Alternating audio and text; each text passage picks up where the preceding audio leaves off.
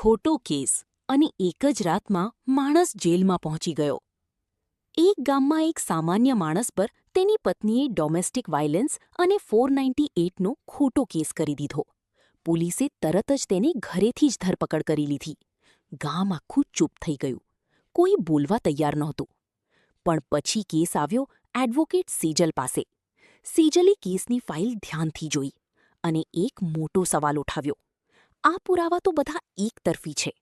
સત્ય ક્યાં છે? પછી સેજલે સીસીટીવી ફૂટેજ અને કોલ રેકોર્ડ્સ મંગાવ્યા.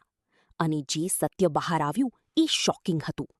પત્નીએ પહેલીથી જ પ્લાન કરીને ખોટી ફરિયાદ દાખલ કરી હતી. કોર્ટમાં એડવોકેટ સેજલે એવી દલીલો આપી કે કેસ જ ઊંધો પડી ગયો.